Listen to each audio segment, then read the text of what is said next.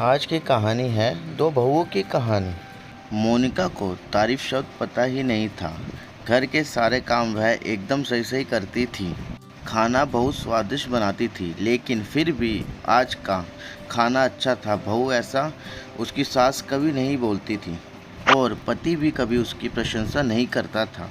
उसने बनाए हुए खाना चुपचाप खाकर उठकर दोनों पति और सास चले जाते थे।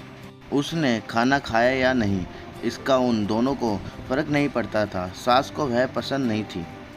उसके हाथों से जरा सी भी भूल हो गई तो सास तुरंत गुस्सा करती थी। उससे भी बुरी बात यह थी कि उसके पति और उसके बीच बातचीत ज़्यादा नहीं होती थी और उन्होंने ये चुप्पी बनाए रखी थी। वह उस पर ध्यान नहीं देता था। प्रदेश में पढ़ाई करने गया हुआ छोटा देवर मात्र समय समय पर मोनिका को फ़ोन करता था।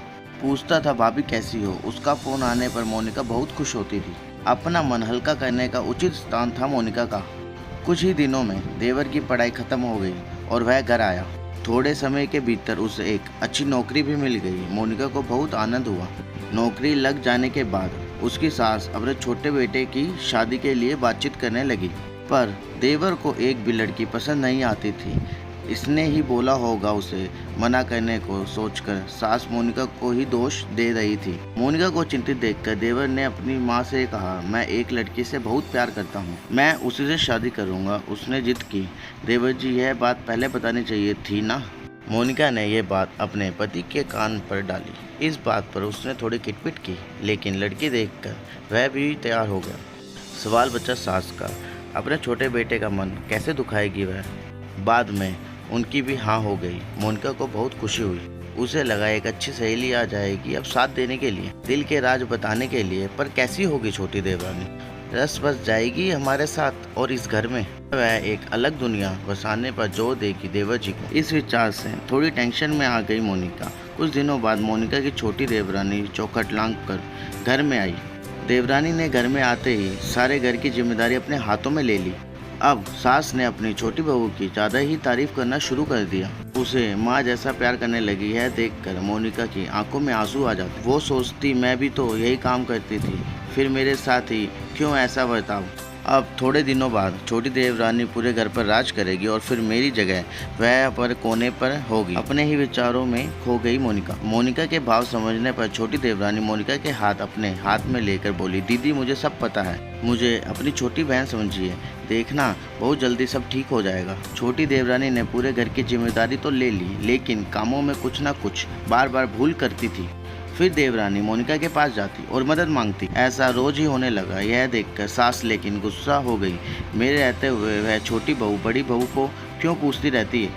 फिर सास भी रसोई घर में आकर चार काम शुरू करने लगी। धीरे धीरे वह छोटी बहू के साथ साथ अनजाने में बड़ी बहू से भी प्यार से बर्ताव करने लगी, प्यार से बोलने लगी, नए पदार्थ दोनों को सिखाने लगी, भूल समझकर समझाने लगी। अब सास और दोनों बहुओं में अच्छी दोस्ती होने लगी। इस वजह से बड़ी बहू का स्वभाव भी अच्छा होने लगा। उसके स्वभाव में खुलापन आ गया। सास भी दोनों के साथ कभी शॉपिंग तो कभी फिल्म देखने जाने लगी। वो अपनी दोनों बहुओं को समान प्यार करने लगी। इस वजह से घर का माहौल हंसता खेलता हो गया।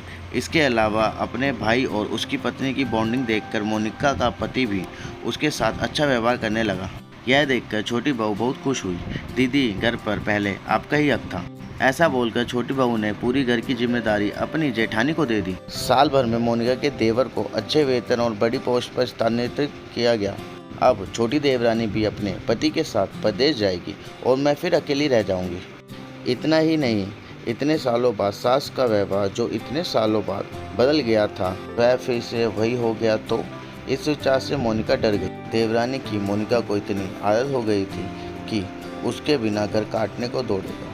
देवरानी के आ जाने से घर का माहौल बदल गया था। वह थी ही ऐसी खुशमिजाज और ऊर्जावान, जैसे कि नाम से पता चलता है। यहाँ देवरानी की हालत भी कुछ अलग नहीं थी।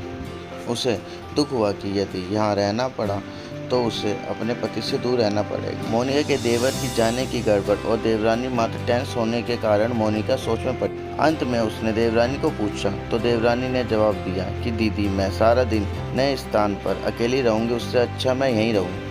आपके देवर को बोला है मैंने, शनिवार और रविवार की छुट्टियों में आप ही यहाँ आ जाया करें। मैं भी उनके साथ जाया करूँगी बीच बीच में थोड़ा बदलाव के लिए। उस पर वह बोलते हैं कि 3 महीने में वापस यहाँ ही बदली कर लूँगा।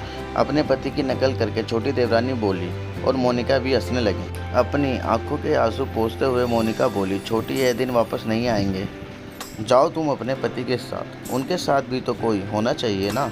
दीदी, आपने मुझे बड़ी बहन का प्यार दिया, वैसे ही भैया के रूप में एक बड़ा भाई मिला। यह भरा हुआ संसार छोड़कर मैं कैसे जाऊँ? हाँ, अकेली मन नहीं लगेगा।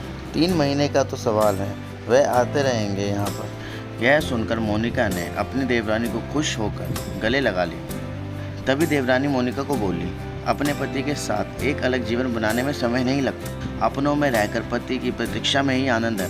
दोस्तों, दो अलग अलग घर में ससुराल से आने वाली यह लड़कियां अपने नए घर के लिए सब कुछ करती है। पता ही नहीं चलता कि कब एक दूसरे की आदत हो जाती है। सच में देवरानी जेठानी का रिश्ता बहन से कम नहीं होता। उम्मीद करते हैं कि 2 बहुओं की कहानी स्टोरी आपको ज़रूर पसंद आई होगी। ऐसे ही और स्टोरी के लिए ओल्ड टाइम हिंदी कहानियों को सब्सक्राइब करें। Thank you for watching video.